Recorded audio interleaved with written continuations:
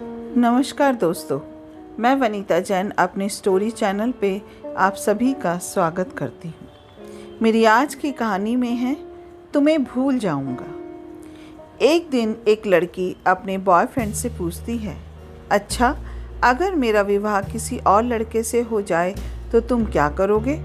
लड़के ने बिना सोचे समझे छोटा सा जवाब दिया, तुम्हें भूल जाऊँगा।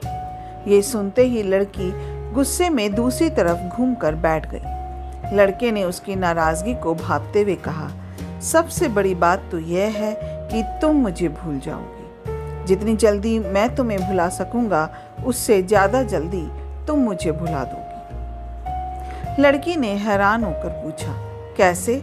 लड़के ने बोलना शुरू किया, सोचो विवाह का पहला दिन है, तुम एक नए घर में हो, शरीर पर जेवर, चेहरे पर मेकअप, चारों तरफ कैमरों की फ्लैश लाइट और लोगों की भीड़। तुम चाहकर भी मुझे याद नहीं कर पाओगी। और मैं तुम्हारे विवाह की खबर सुनकर दोस्तों के साथ कुछ ऊट पटांग पीकर किसी कोने में पड़ा रहूँगा। जब होश आएगा तो मैं तुम्हें धोखेबाज, बेवफा बोलकर गाली दूंगा। फिर जब तुम्हारी याद आएगी तो दोस्त के कंधे पर सर रखकर रो लूँगा। विवाह के बाद तुम्हारा बिजी टाइम शुरू होगा। तुम अपने पति और 1000 तरह की रस्मों में उलझी रहोगी। कभी कभी तुम्हें मेरी याद आएगी जब तुम अपने पति का हाथ पकड़ोगी या उसके साथ बाइक पर बैठोगी। और मैं आवारों की तरह इधर उधर घूमता रहूँगा, जैसे जिंदगी का कोई मकसद ही नहीं। अपने दोस्तों को समझाऊंगा कि कभी प्यार मत करना, कुछ नहीं मिलता, जिंदगी खत्म हो जाती है प्यार के चक्कर में।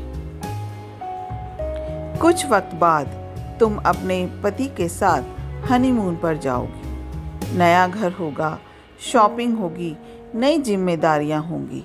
तब अचानक तुम्हें मेरी याद आएगी और तुम सोचोगी पता नहीं किस हाल में होगा।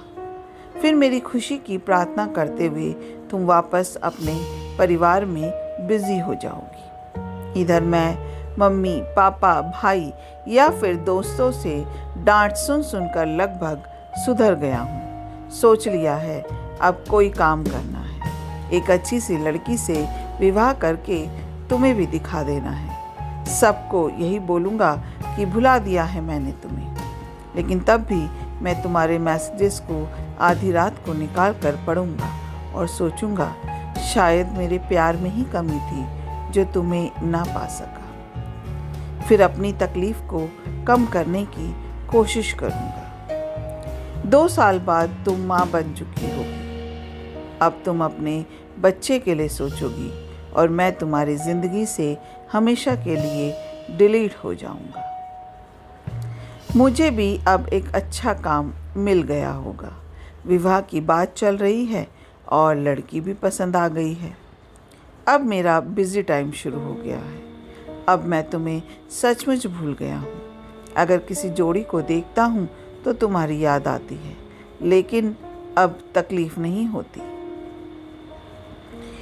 यहाँ तक सुनने के बाद लड़की की आंखों में आंसू छलक रहे थे।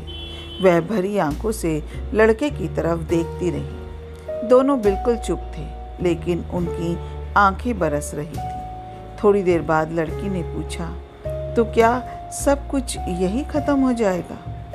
लड़के ने जवाब दिया, नहीं, किसी दिन जब तुम अपने पति से किसी बात पर रूठ जाओगी और तुम्हारे पति आराम से सो रहे होंगे, पर उस रात तुम्हारी आंखों में नींद नहीं होगी। इधर मैं भी अपनी पत्नी से किसी बात पर नाराज होकर तुम्हारी तरह जागूंगा।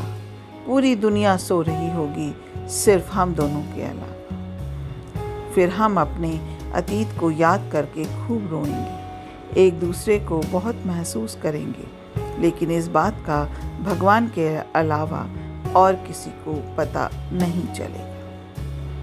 अपना कीमती समय देने के लिए दिल से शुक्रिया। अगर आपको ये कहानी अच्छी लगी हो तो एक लाइक ज़रूर कीजिएगा, और अगर आप मेरे चैनल पर नए हो तो चैनल को सब्सक्राइब ज़रूर कीजिएगा। आपका एक लाइक और आपका सब्सक्राइब हमें बहुत मोटिवेट करता है ऐसी नई नई और अच्छी कहानियाँ लाने के लिए। फिर मिलते हैं एक नई कहानी के साथ। जय हिंद।